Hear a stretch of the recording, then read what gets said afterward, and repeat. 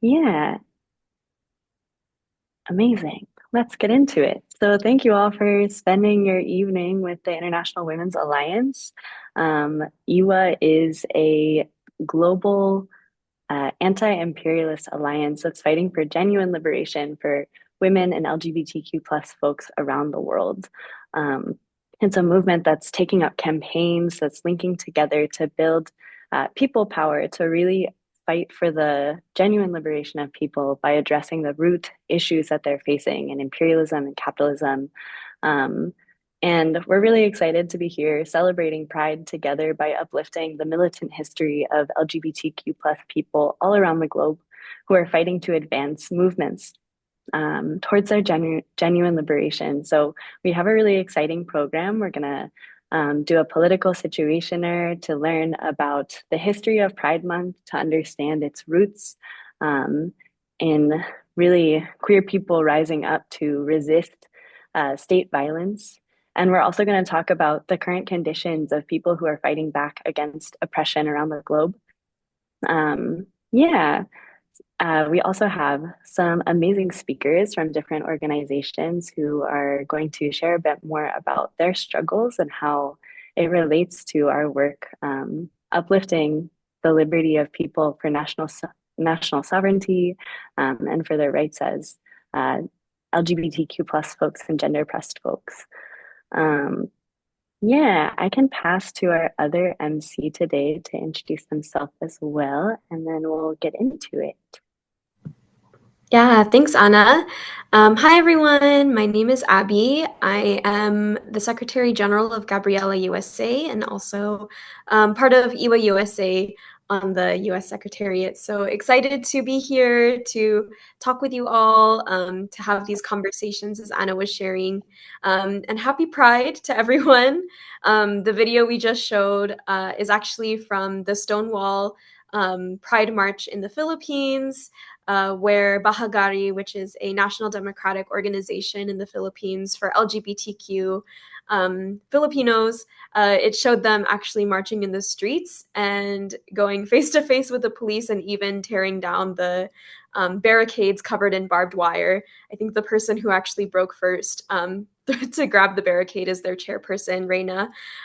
So, yeah, a lot to celebrate today, not just who we are as individuals, but to celebrate the really militant history of, yeah, shout out to Reina in the chat, but really the militant history of LGBTQ people all over the world fighting back and fighting for not just our rights, but for the rights of all of our people. So I'm going to pass it to Jenica, who's actually going to lead us first in a little activity that we'll be doing throughout the whole webinar today. Yeah, thanks, Abby. Hi, everyone. My name's Jenica. I use she and he pronouns, and I'm actually part of Gabriela Los Angeles. Gabriela is a Filipino women's organization fighting for the rights and welfare of women and children here in America, our chapter based in LA, but also back home in the Philippines. I'm really excited to be here today, and I just wanted to briefly introduce our vision board activity. So if y'all scan the QR code, or if someone could actually also link it in our chat, we have a fun like collaborative online vision board that y'all can contribute to today. And we will be answering the question, what does revolutionary pride look like to you? He's hungry now. Well, she's hungry too. Oh, whoever it is, will you please unmute? Thank you. Um, but yes, as you learn today, during like the webinar and stuff, and you learn more about like the militant like organizing history of like Pride and stuff, please feel free to like add your own like text and like images to this vision board. I think it'll be like a really epic collaboration at the end of it. Yeah, and we'll all get to look at it at the end. Yeah, do these instructions make sense to everybody? Sound good? Thumbs ups from people. Yahoo! Okay, sounds good. I know I'm also facilitating the next part, but Abby or Anna, is there anything you wanted to say before the next section? No, I think, yeah, thank you, Jenica, for, yeah, walking us through. Feel free to fill it out throughout the whole webinar today. And yeah, we're going to go next into a political situationer led by some of our IWA US members. So I'll pass it on to y'all. Okay, great. Yahoo! Thanks, Abby. Yes, so we're gonna go into the history of Pride, and also like the current political situation for the LGBT community. So if we go into the next slide, yes, I'm gonna start us off with a little bit of history of Pride. So I really wanted to start us off with talking about Stonewall Inn. Who here has heard of Stonewall? You can send like a heart emoji or say in the chat if you've heard of it. Okay, I see some hearts. Okay, Oh, period. come on, chat. Yes, Stonewall. Okay, period. Yes, Stonewall. Okay, so folk have heard of it, love it. To recap, right, the Stonewall riots, which began in the early hours of June 28th, 1969. So anniversary is going to be in 2 days. But it was really a series of protests by members of the LGBT community in response to a police raid at the Stonewall Inn, which was a gay bar in New York City. And just really wanting to emphasize that part actually, that Pride began as like a response to police violence, right? Violent homophobia was rampant, and these communities were and honestly continue to be are abused and exploited by the police. So on June 28th, the community really fought back against this harassment for actually days on end in the continuous form of protests and clashes with the police. That's like the top left picture there. And key figures in the riots included Marsha P. Johnson and Sylvia Rivera, who were two Black and brown trans activists who played really significant roles in mobilizing the community and as leaders of the movement. They're there in the top right as well. And many of the Black and brown LGBT patrons and locals, these folk were also working class. They fought back against the police in several days of rioting, and that's just like something I really want to emphasize like throughout like this like context. This was a fight between the working class and the state. Our people organized, they really revolutionized the LGBT rights movement, sparking Pride.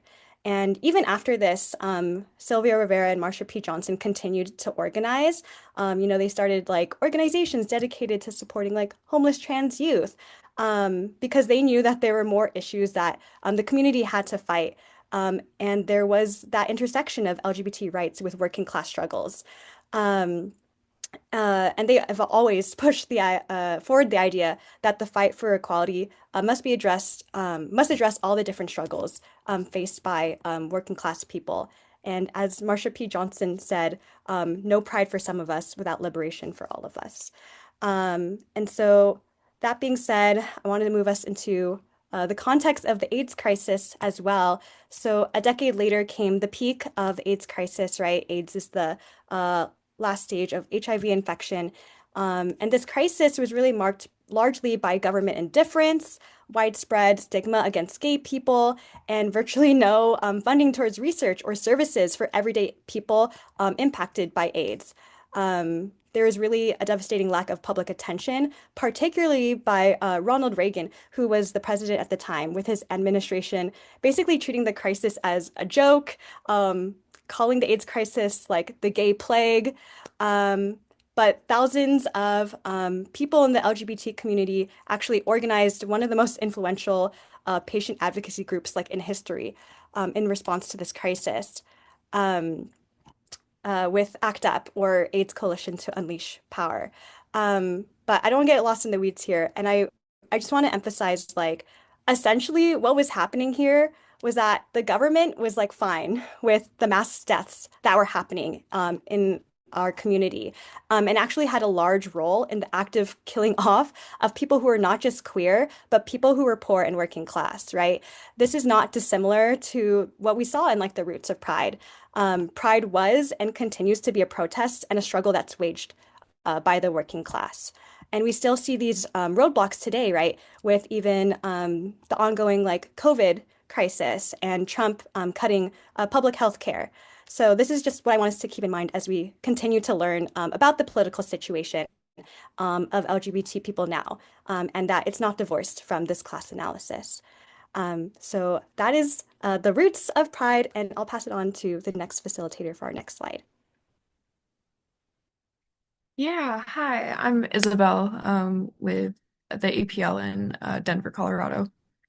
Um, so I'm going to talk a little bit about pinkwashing and how the LGBTQ community is used by the ruling class, the capitalist class, and the imperialists to justify their actions.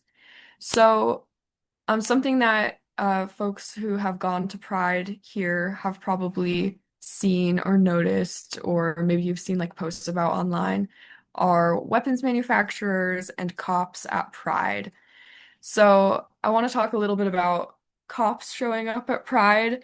Um, so there's like a picture on the screen right now of a police car in Seattle that is like all decked out with um like rainbow logos for the police department. Um, and so cops have historically wanted to smash working class movements, including the LGBTQ movement. So whenever there's been resistance that actually is genuinely threatening and genuinely fighting for liberation, um, the cops are, their role is to smash that and to violently suppress that, including things like Stonewall, which we just mentioned. But now there's been kind of a social shift, and we see things like police departments showing up at Pride events to try to recruit. So police departments will come to Pride and say, our police department, like the Seattle Police Department, is a safe place for queers to work, and try to recruit gay people into working for the police department, while we know that the police just serve as a tool of the ruling class to smash actually genuine queer liberation movements. And it's kind of a similar situation with weapons manufacturers. So oftentimes pride events nowadays will have weapons manufacturers like Boeing or Lockheed Martin showing up, tabling, trying to like recruit into people being employed at their corporations. Um, and we know that these corporations, what they actually do is bomb and kill people at the service of the ruling class, including hundreds and thousands of people in the LGBTQ community abroad. So, really disgusting things that we're seeing the ruling class try to get into and co-opt the Pride movement. Now, kind of going off of that, there's state leaders who also do something called pinkwashing, where they use the queer community to kind of justify their actions.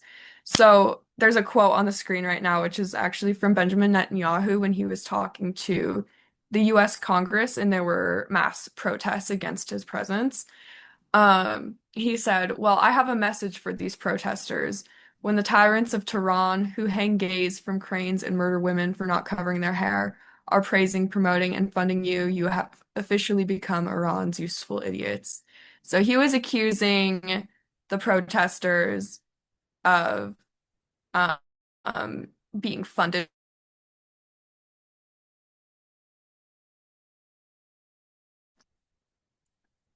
by Iran, and kind of condemnation of he's saying that what Iran does is that they're homophobic or they're misogynistic, and therefore anyone who supports Iran or is Iranian, um, or even is just opposed to Israel and the United States, um, are like worthy of condemnation, and therefore it's okay if we condemn the protesters and turn a blind eye to the actions that Israel is committing, or the US is committing, even because he was talking to the US Congress at the time.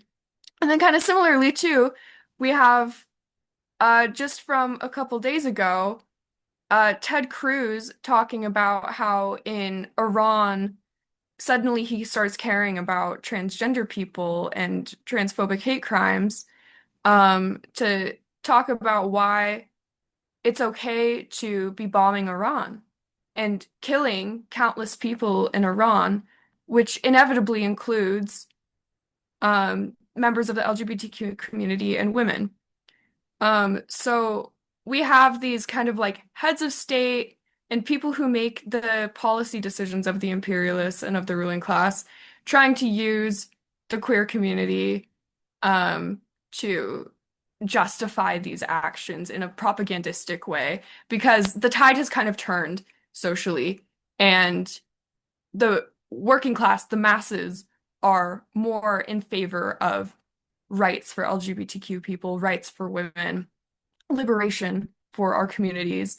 And so the ruling class was kind of forced to co-opt that to justify their actions and try to cover up their kind of ghoulish behavior. So that's on pinkwashing, and I'll pass it on. Go to the next slide. Thanks all. Hi everyone. Yeah, my name is Lauren. I'm with the IWA US Secretariat based in Los Angeles. So yeah, next in this part, we're going to be moving into, yeah, what's the current situation, right? And, you know, we're talking about pride, but we'd really be remiss if we also didn't talk about, you know, the developments in state attacks against migrants.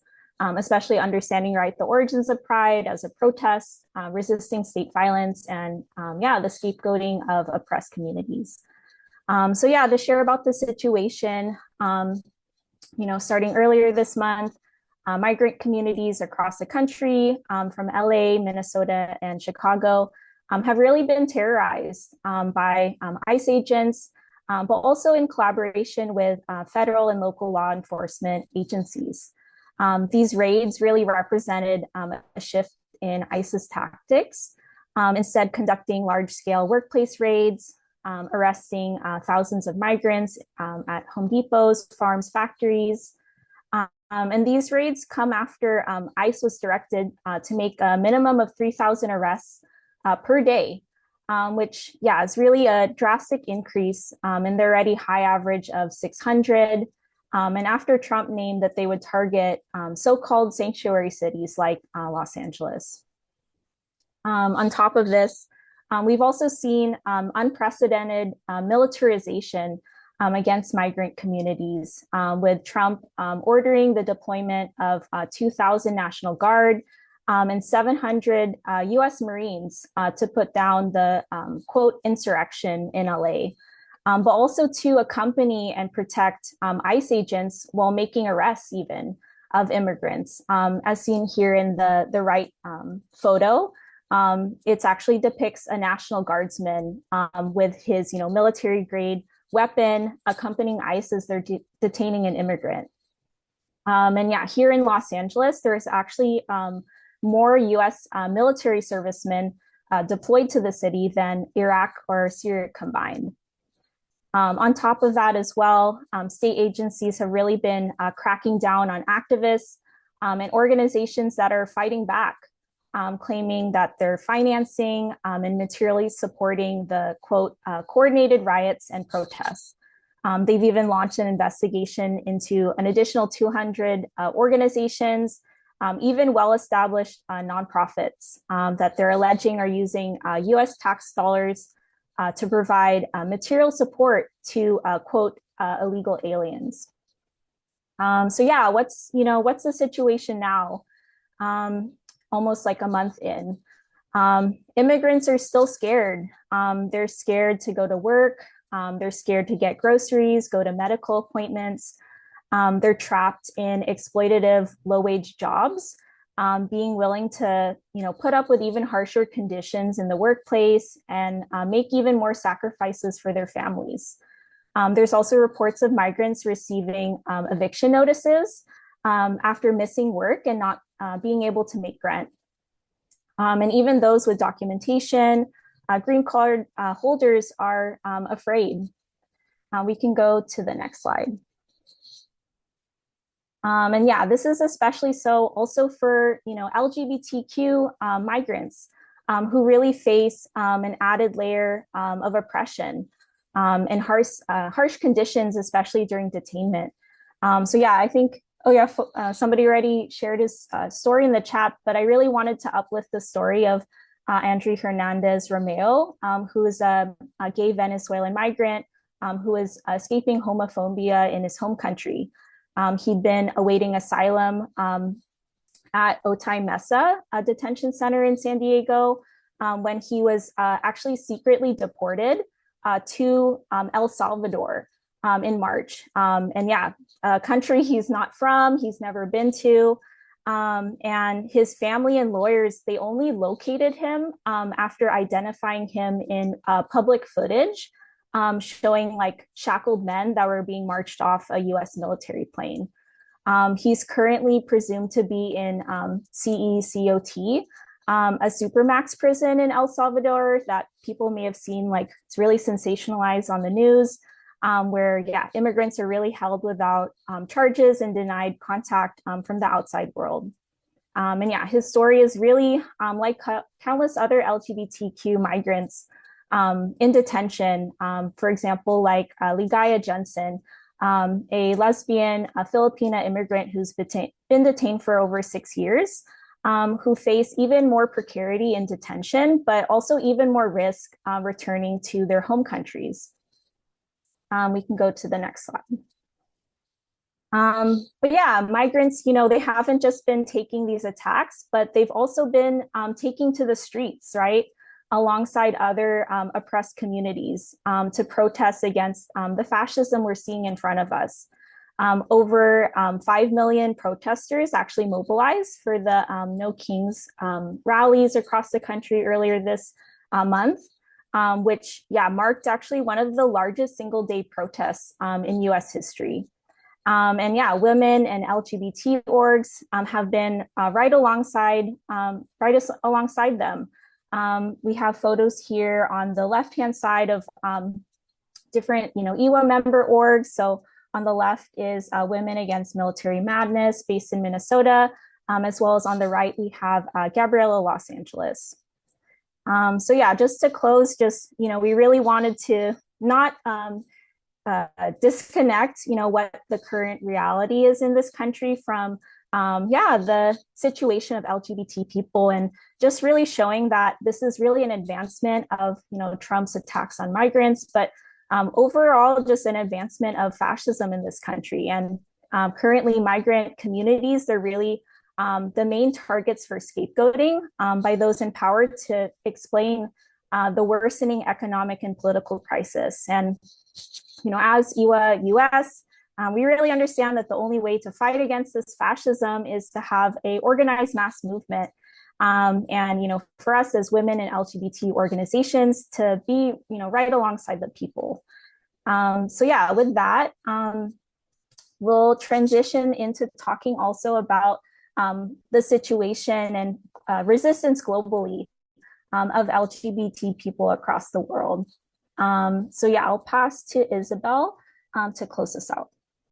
Yeah, so just wanted to highlight a couple specific movements that are happening in the Global South for queer liberation. So, I wanted to start with Cuba, which is like kind of a success story for us. So Cuba has been under an embargo or a blockade from the US for several decades now. And the entire country has a very strong anti-imperialist, pro-working class movement that is fighting back against this kind of aggression from the US. And in that movement is the LGBTQ movement of Cuba. And they had a huge win over the last couple years in a fight for a very comprehensive family code, which is a legal framework for the LGBTQ community, how it's treated by the state, and how families are recognized. And so this is a very progressive kind of policy that there was a lot of input from the LGBTQ community and movement for. It includes like recognition of same-sex marriage, gender affirming care is covered by the socialized medical system. There's stronger like anti-discrimination laws in place. Um,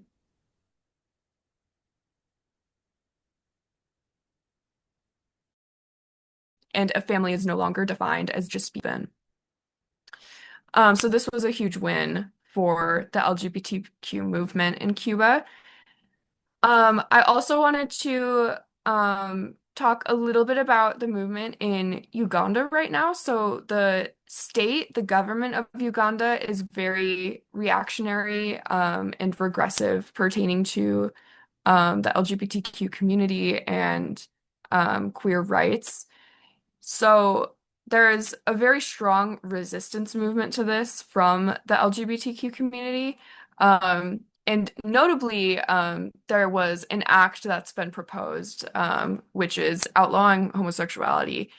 And not only have activists from the LGBTQ community organized and started fighting back against this act to try to prevent it from being implemented and enforced, but what's very notable here is that mothers of these people have also joined in. So we're seeing kind of a unification of women and the LGBTQ community coming together to fight these reactionary and repressive laws.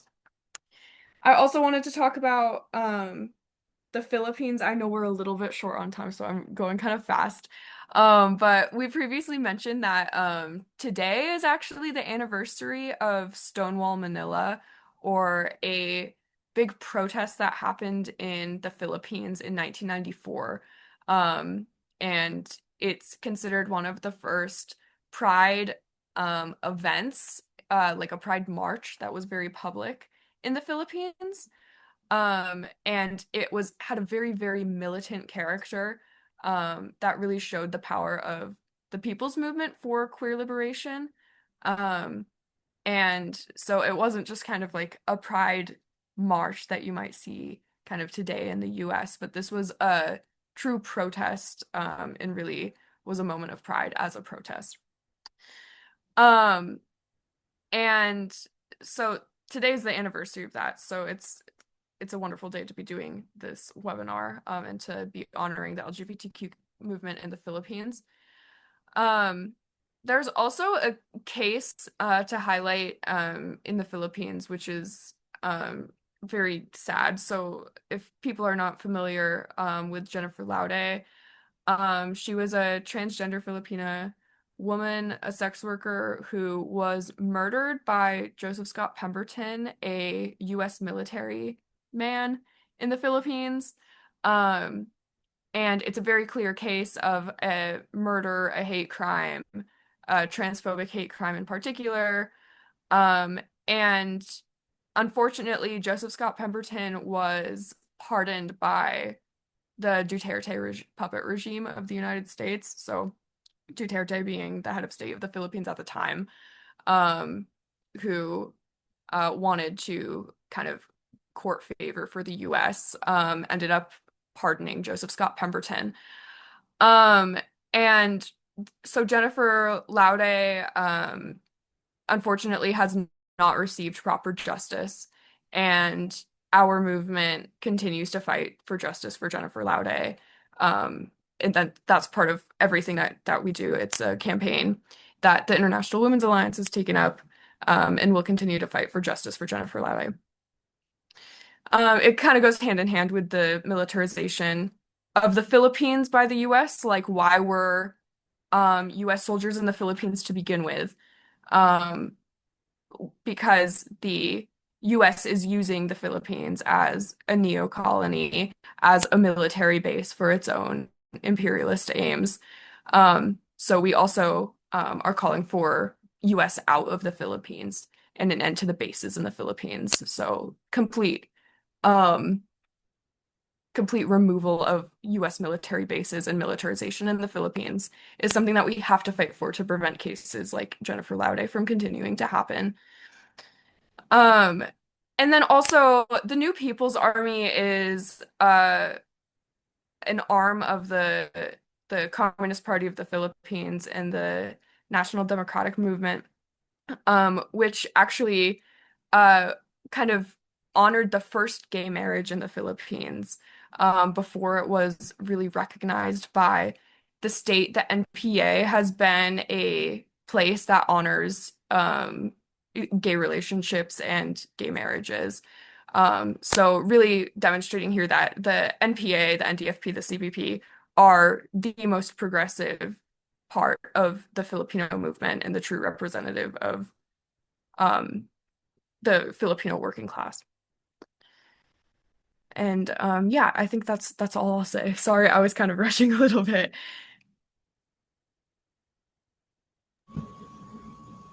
Thank you, Isabel. Lots of really great, things to share, right? So hopefully folks are, very aware of what's the current state of LGBTQ people today, knowing this um, level of repression and attacks that LGBTQ people face, but also the level of fighting back and not backing down and being at the forefront of change and the forefront for a better future for us and for our people. And so we're going to do a little activity. We call it the Chatterfall. If you've been on the last IWA US webinar, it's this new thing we're trying out to encourage everyone to share what they're thinking from that situationer and from everything you heard. So the question we have on the screen, we're going to have everyone type their answers, but don't send it yet. Type your answer, and then we're going to send it all at the same time and then pull some of the highlights and see what everyone's answers are. But the question is, how do LGBTQ people achieve genuine liberation? Yeah, so feel free to answer however you want. I'll give folks just like a minute or two, and then we'll have the Chatterfall fall, and we'll look at all of the answers. So take a second, take a minute to write your answers now, and we will come back. And yeah, don't send them yet, but we'll send all at the same time. You can just write it in the Zoom chat. Yes.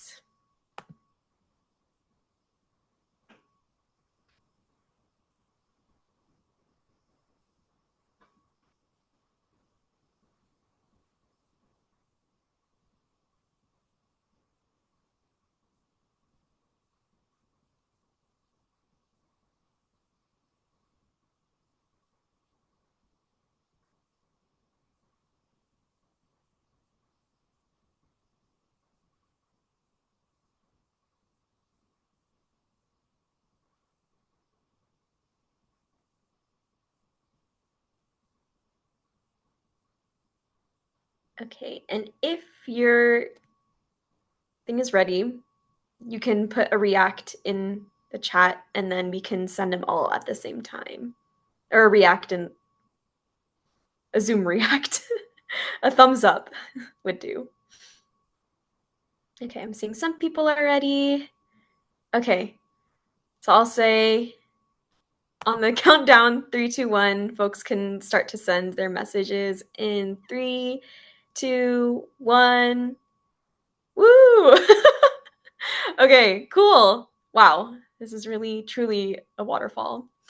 So I'll just scroll through, and folks can definitely continue to read through them as we keep going. But some of the highlights folks are sharing is mass movement building, community building, building genuine and authentic alliances alongside all of our movements, fighting alongside the most oppressed, and struggling against imperialism, against racial violence, being organized, fighting back with our numbers, and being linked again to more of our national and social liberation movements, having discipline and commitment together, so fighting side by side, dissolving class society, right? Militant organizing, national democracy with a socialist perspective, shout out.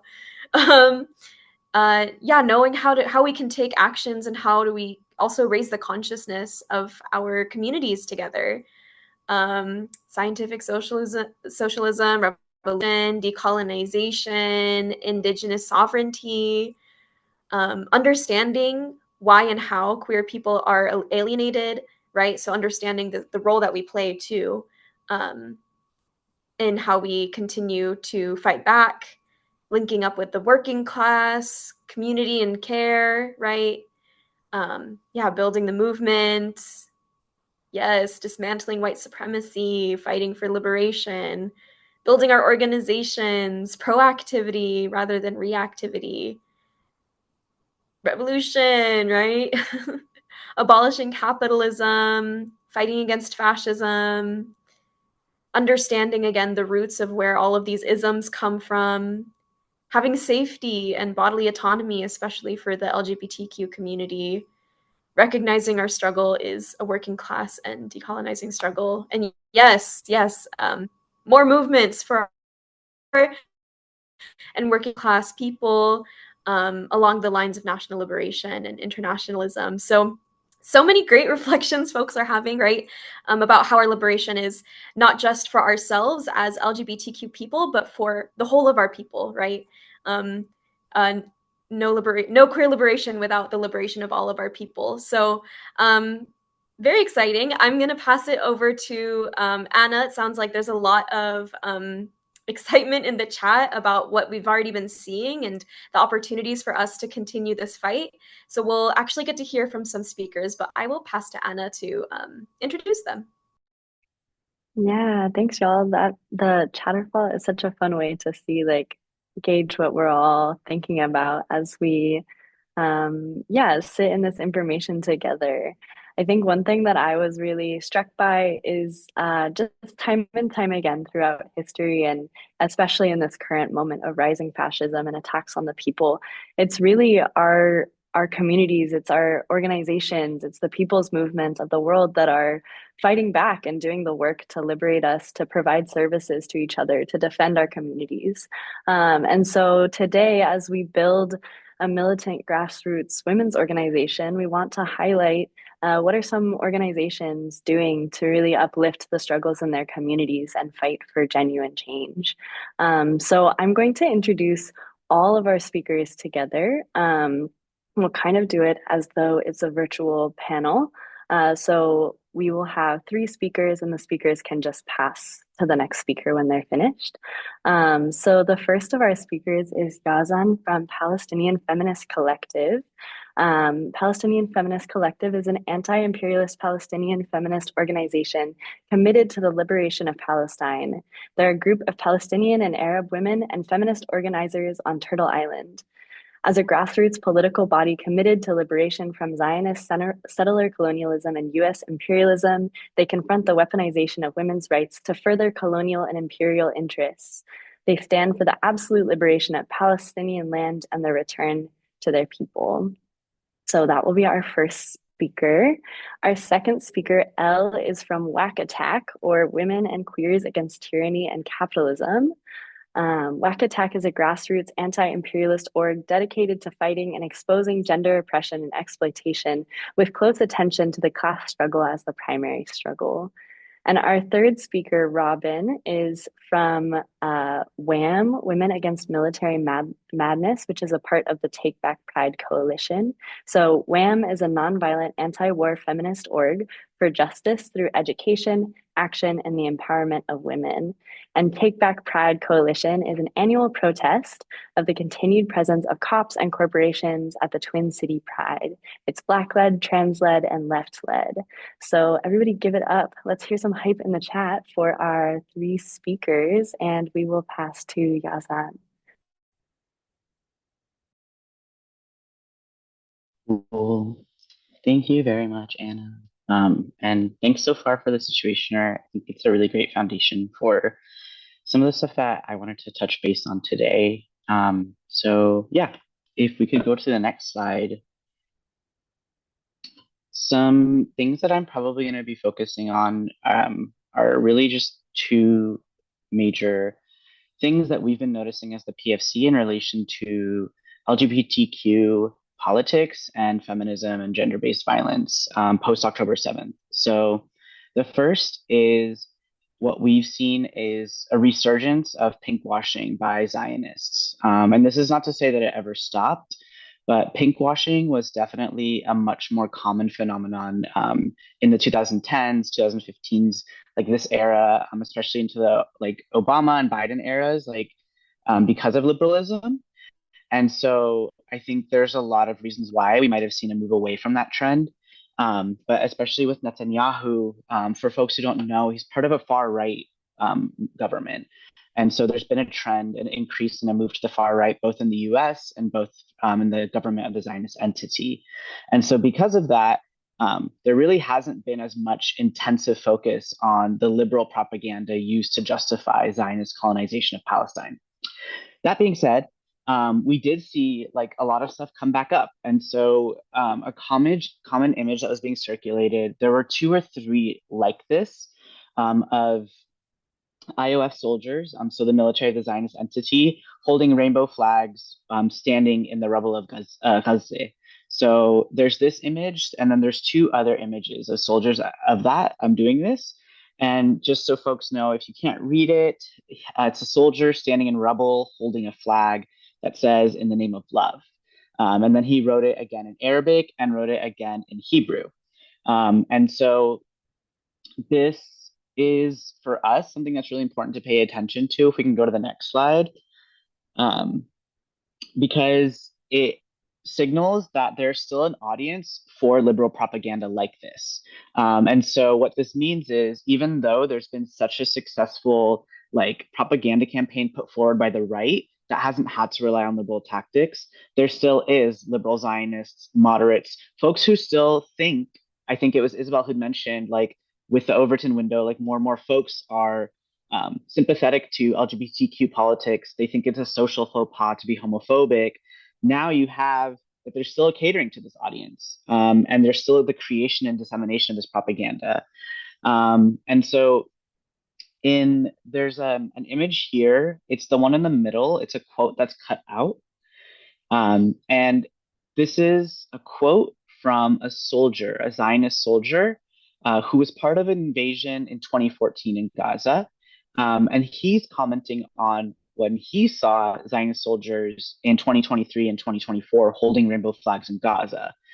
And he was talking about another soldier and said, he sent the message that I am fighting in Gaza, I am gay, and I can wave the pride flag like the flag of Israel. And so you have like this gross, right, use of what's supposed to be like an empowering moment, as if there's something empowering to being in the military, which whatever, we can unpack that. But also like the natural and very, very nonchalant inclusion of fighting in Gaza, as if like that itself is totally normal and not something that should be questioned or is at odds with gayness or queerness in any way. And I think that's a lot of what Isabel was talking about. And so there was a huge call out by Palestinian queer orgs and third world queer orgs who are part of this umbrella coalition. ILGA, which is the International Lesbian Gay Alliance. It's a giant umbrella coalition that hosts all the international LGBTQ organizations around the world. And these Palestinian and third world queer organizations called for the ousting of all the Zionist and liberal Zionist organizations in that coalition. And they were like, Zionism is inherently antithetical to queer liberation. These are not separate issues, they're related. And we cannot condone genocide if we believe in queer liberation. And the response ultimately by the coalition, they suspended one of the four Zionist organizations, but then brought them back. And so it created in the process a lot of pinkwashing propaganda from liberal Zionists and LGBTQ folks who have become mouths for the Zionist project.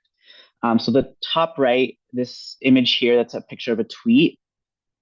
This person, the disdain I hold for them. They are a Yemeni, so they're Arab, gay Muslim dude. Or I think they grew up in proximity to Islam and also they're Jewish. I'm not sure exactly. But they are one of the primary speakers for Stand With Us. So they are a regularly hired speaker for a Zionist propaganda organization. They go give talks, they produce videos, and they produce a lot of content explicitly around pinkwashing. So this one here says, in honor of Pride Month, here's a list of all the countries in the Middle East that recognize same-sex marriage, and it's Israel. Um, and I think something that's really important for us to know is part of why the Zionist entity ended up passing gay marriage was in defense of a military scientist who came out as gay and had a very high security clearance, and they needed to figure out a way to basically allow for his presence to be legally justifiable. They're like, you're gay, you can't be married, like we don't know what to do with you. They tried to get rid of him at first. He was too important as an intelligence asset, so they brought him back. And in the 90s, they were pushing for the incorporation of very liberal, bureaucratic incorporation of gay rights into the Zionist government in the name of the military and military sciences. And that's what you also have in terms of the contemporary moment. It's mostly around queer soldiers that you'll see a lot of propaganda around how Israel is supportive of or like enhances queer rights in the Zionist entity. So yeah, if we can go to the next slide. So you have these things happening, and at the same time, of course, I'm sure a lot of folks are tracking, you have a lot of intensive gender-based violence that's happening post October 7th. So there was an intensive resurgence in the Islamophobic and sexist narratives about Muslim men. So there were a lot of allegations of sexual violence against the supposed hostages, and there were also a lot of propaganda that were being circulated to condemn the folks who were allegedly responsible for supposed terrorist attacks and using that as a justification of genocide on an entire land, right? So you have two things happening there. And what's really important for this part is the allegations, of course, were propaganda. They were fake. They were used to incite a hatred of anti-Zionist politics and these kinds of things. But what actually came out over the year and a half since was that the Zionist settlers, which whether or not they can be hostages is its own conversation, who were in the custody of alleged fighters, were like, we were treated fine, right? There were folks who came out doing interviews saying that they actually had relatively safe experiences. And this is in contradiction to the systemic sexual violence that's been in use in operation since October 7th, 2023, against Palestinians. And so since then, a UN report has come out that's done a really, really thorough job of documenting every single instance of sexual, physical, and reproductive violence against Palestinian bodies. Of course, it's probably like a third or a fourth, if that, of the actual instances. But the amounts that they already were able to collect are really, really thorough and horrifying to read. And also not new, right? This is not new in just an post October 7th moment. But the reason I'm bringing this up in relation to October 7th is because there's a really intensive and heightened focus on Palestine now in a way that we've never seen. And I think in relation to gender-based violence, it really brings up questions around what is our understanding of LGBT rights or of gay rights or of queerness if it's entirely divorced from a feminist praxis. So can you have queer liberation or can you have any sort of a queer framework that's in place in a genuine way if it's entirely misogynistic and sexually violent, right? What does that even mean? So I think these are the kinds of questions that a lot of folks have been working through for a very long time, but especially in October, since October 7th. And so one of the things that the PFC worked on is a statement called Resistance is Fertile. And the primary thesis is there's no such thing as reproductive justice without a free Palestine. And this is in response to the number of mothers who perished, letting themselves starve to death to give whatever leftover food they had to their children in Gaza. This is to all the newborn babies who were killed in hospitals, especially in the NICU when power was taken away, right? There's a lot of really intensive gender and reproductive focus-based violences that have been at play that have led to a very, very targeted type of violence against women and against children and against some men. And so this for us has been like a really big focus in exploring how complicated colonization is and how complicated war is. I think there's a lot of things that have taken place in the genocide that are unfathomable for people to understand in terms of the day-to-day lived reality. If we can go to the next slide. So for us, this is a statement we wrote last year or like started called No Pride, No Genocide. And we're going to be expanding on it this year and releasing a formal statement about it. But basically, yes, I will throw the link for the reproductive justice statement in. But a lot of our focus in the PFC, we were responding to a call from women in Palestine who asked for folks living in the West to put together a feminist group that would push back against Western and liberal imperial feminist narratives. Like that is the call that PFC was responding to. Those Palestinian feminists were the leaders of a movement whose tagline was "No free homeland without free women." Since then, a lot of our conversations in the PFC and other Palestinian organizers have been no free women without a free homeland. And I think this is the type of conversation of the complexities of being part of a national liberation struggle, right? All the organizations that I've referenced so far, even though I didn't name them by name, have been at the forefront of all of the protests, have been doing mutual aid, have really been focusing on responding to the violences of the genocide. And this is not to say that it's either or. It's not that the queer struggle is put on hold and then now people are moving to a national liberation struggle. To us, it's that this is a different part of the national liberation struggle that needs our attention.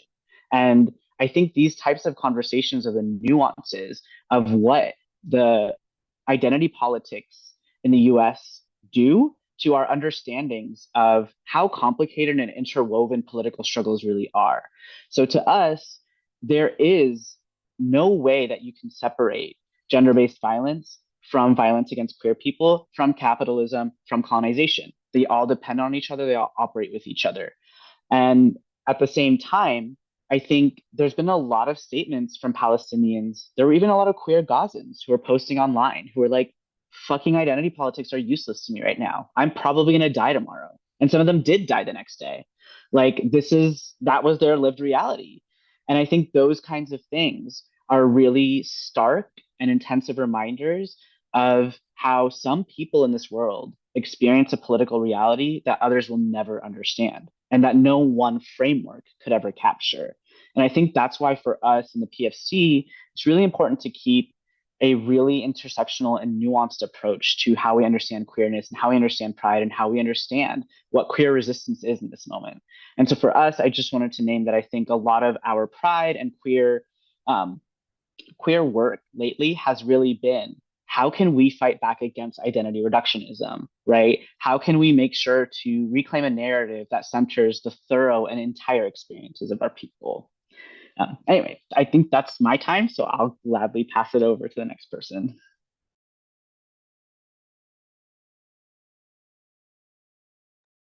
Thank you so much. That was amazing. Our next speaker is Elle from Whack Attack, if you are ready. Yes, I'm ready. Mhm. Hi, my name is Ella, and I'm a part of Women and Queers Against Tyranny and Capitalism, also known as Whack Attack. We are so honored to be speaking today during Pride Month, but we are also very agitated, as most of you are, that we can't fully rejoice in the pride of our identities because we are under attack. The people are under attack. Whack Attack was created to help shed light on issues of gender oppression with a close attention to the intersection with class oppression. We make sure to be critical of identity politics as they are often divisive, We rather seek to unite against imperialism as the primary enemy of our oppression. With the society of capitalism that we have today, liberation of a queer identity now will merely be equality to exploit, while other queers in the global south face bombs, neglect, and the worst side of the imperial beast. Our current campaign is No Pride in Detention.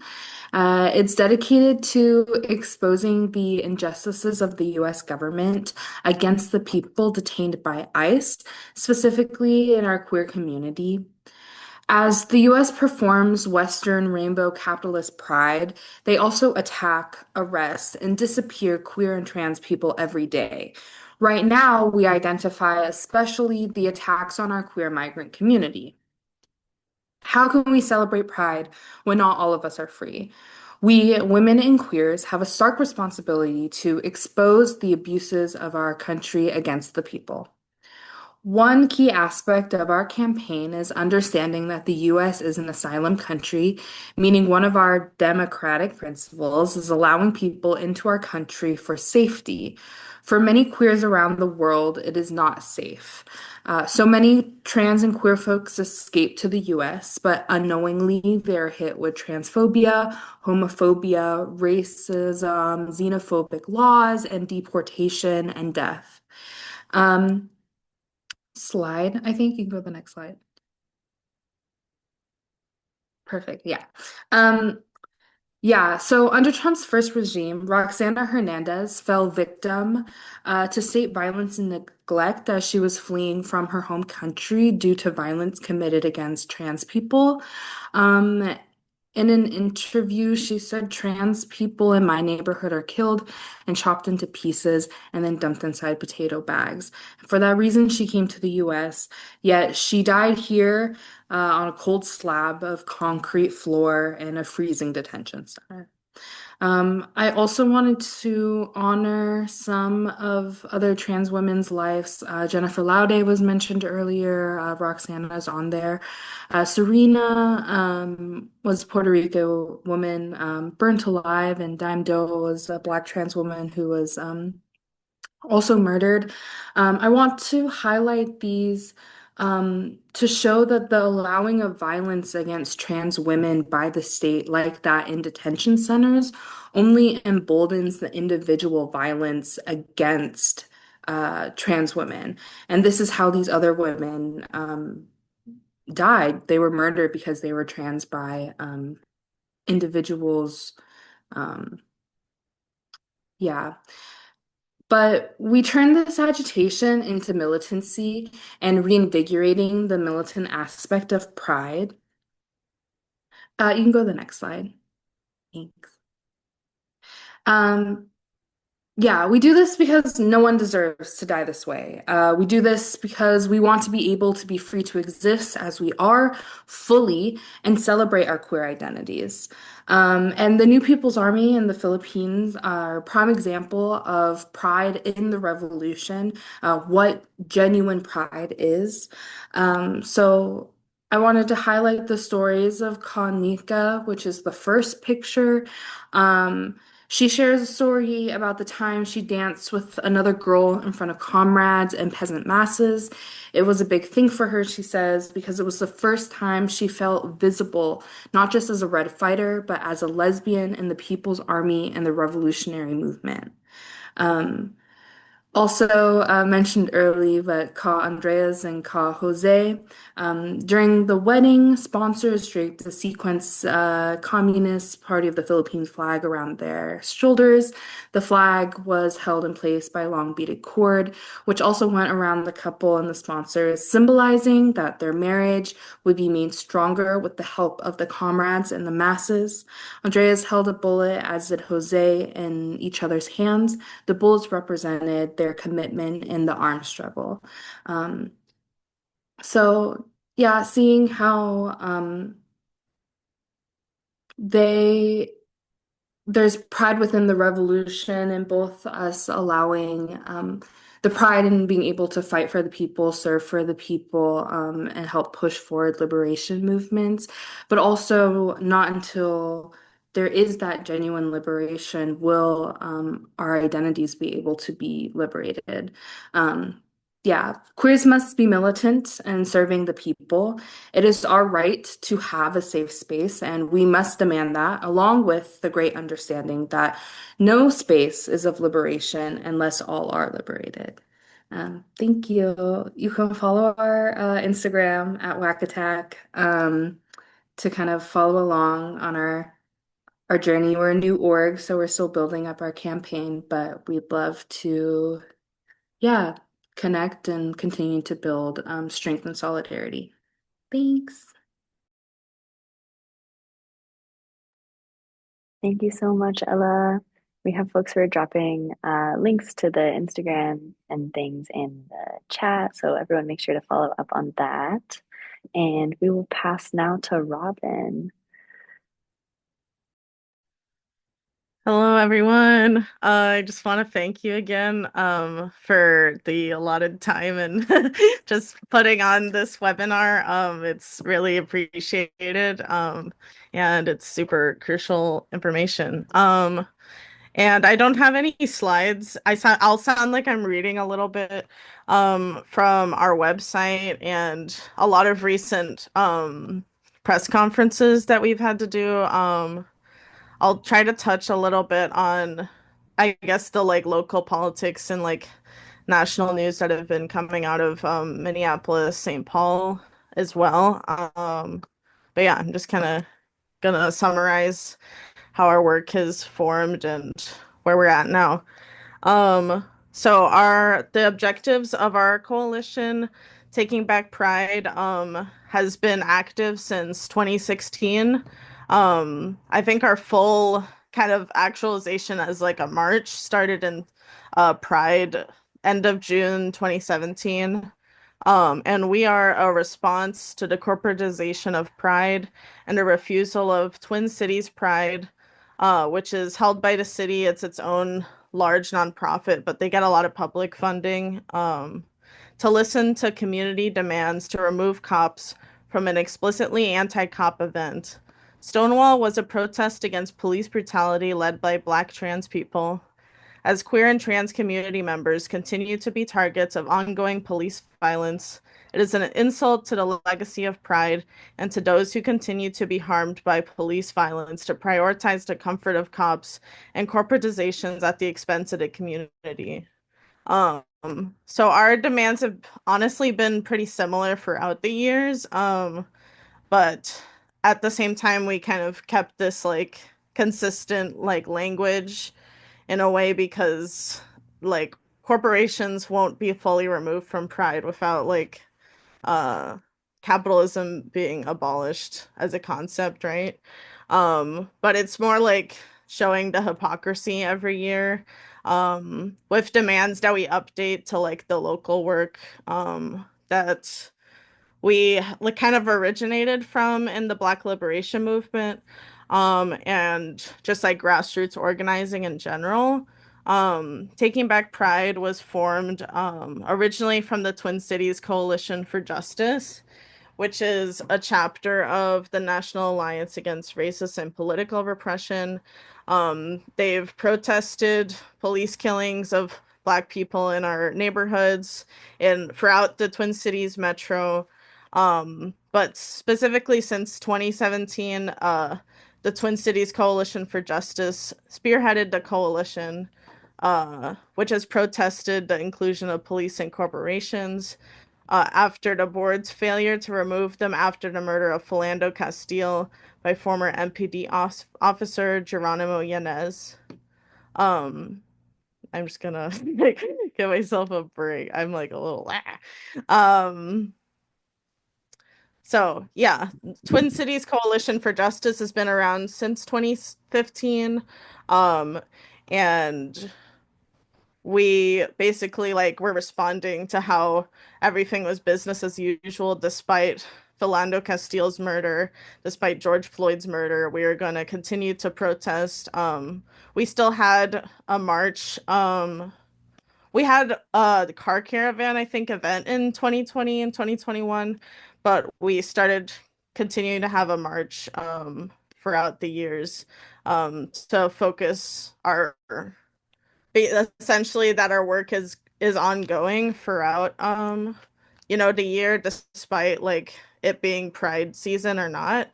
um we're still gonna be like on the streets demanding community control for the police, which is a strong local effort. um yeah. I'm going a little like a little loose on my notes. Um but essentially because we have experience of being part of the National Alliance, of having these really close connections to victims and their families, victims' families of police brutality. Twin Cities Coalition for Justice has been part of kind of uplifting that demand through taking back Pride every year, because there's also like a constant like change of what people's focus is, and by having it be a coalition of mass organizations that do work in the climate justice movement, in reproductive rights, like with MNAC, which is a recent new member of the International Women's Alliance.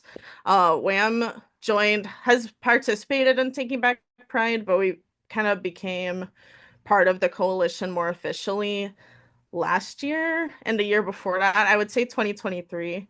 And for those of you that may not know, WAM is Women Against Military Madness. I am the director, but it's kind of as a social like personal thing. I think I'm the first trans and maybe like non-femme director of the organization, and like in a point of leadership as a trans person. um and I'm kind of riffing on this, but it's it's just very like a new connection that we've had to strengthen with just like my lived experience doing student organizing through the same coalition. I've been a part of the Taking Back Pride coalition, which I think um what's her name? Katie. I think Katie put the website in the comments in the chat. But it's a fairly new site. You could find us at the same name, Taking Back Pride. So I've been kind of part of the coalition on and off, doing like student organizing work at the University of Minnesota campus, and then I moved on to reproductive rights and immigrant rights, solidarity organizing, and now through this kind of staff perspective, but also like that we constantly do actions every year, and like how do we focus on Pride. A lot of our organizing has to do with, we have two different committees just for Middle East and US intervention in Palestine, and we emphasize a lot about the ills and the evils of pink washing and how harmful that is with the normalization of the Israeli occupation. So hopefully that kind of shows a little bit of our touching. I'll just kind of read our demands and also just kind of emphasize as well that we have, in order to kind of build up like educational events and have kind of like a lead up, so there's not just like a random protest, maybe to some of the participants, of taking like the regular Twin Cities Pride. They're like, whoa, why are people yelling about like gays? Like, why are they treating this as like a bad thing? Right? Sorry, someone's trying to come in. So we have like educational series of events to panels, pink washing throughout May and June, so that people are coming from like a place of like additional context. They're having events about like decolonizing queerness to have like native specific speakers. And yeah, I think it makes a big difference for our turnout, and just kind of summarizing what we can all take away from participating in like a real protest, like direct action kind of event, and really kind of growing the mass focus of like why are we acting like Pride isn't a protest? Why is everyone just standing and like not reacting? It's kind of jarring, but I also feel like you all have experience of dealing with, people that turn off. It's like everything progressive except for Israel Palestine, which I think now we all know that's not a concession we can make at all. I'm gonna read some of the demands, our main demands to the corporate TC Pride, and then I'll just point to the rest of the website for the rest of the demands so people can kind of have that. I feel like I've been talking over time, but I'm just gonna keep going. So I'm gonna read these last four. Demands for Twin Cities Pride, one, no corporations at Pride, in particular weapons manufacturers, fossil fuel companies, and the banks that fund them have no place at Pride. We have had some news and just like more up-to-date statements about targets like rolling back of DEI in February. I'll link that in the chat. But there's a lot of specific developments this year with including Salvation Army, and like the National Guard. They have booths at the parade, like it's like a normal thing. And it's like we are basically acting like it's not normal at all. And it needs to have a grassroots character to like bringing like the working class people and especially trans and queer people like focused on this. So that goes into number two, prioritize queer and trans community members over politicians and celebrities. The park parade and performance spaces should center the most marginalized members of the local queer and trans community. Three, we demand TC Pride uses their platform to stand against physical and legislative attacks against trans and queer people. Four, no cops, no military, no FBI at Pride. Stop promotion and recruitment at Pride, remove police presence from parade and park, and it's okay.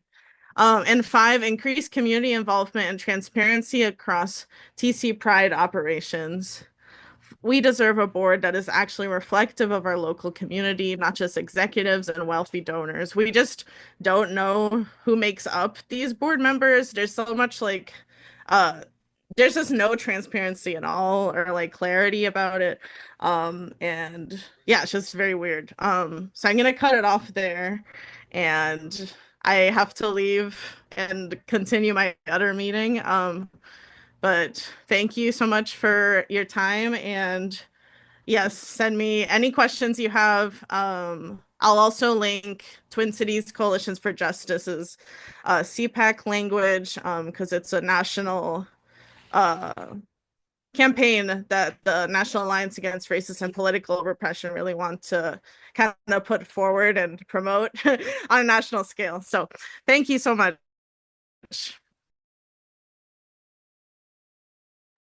Thank you so much, Robin, for joining us in the midst of other meetings in this busy time. A big thank you to all of our speakers, to the folks who prepared a sharp political situationer, to everybody who's prepared these interactive activities for us to engage with. As we close out, I think we really want to come together to understand what we can do next. Folks have already been really digging into that in the chat and in the Q&A. Yeah, the conditions are heightening, right? Things are really hard out there. We're seeing the rise of fascist attacks on the people around the world.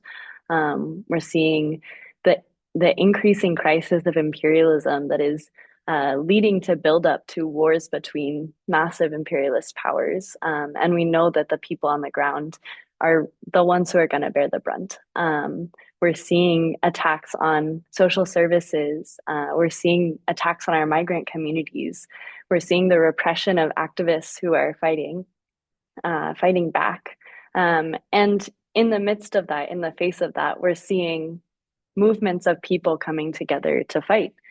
Because wherever there is this repression, there are people who are fighting back. And it's with this power that we're really able to change the world, to fight for our own liberation.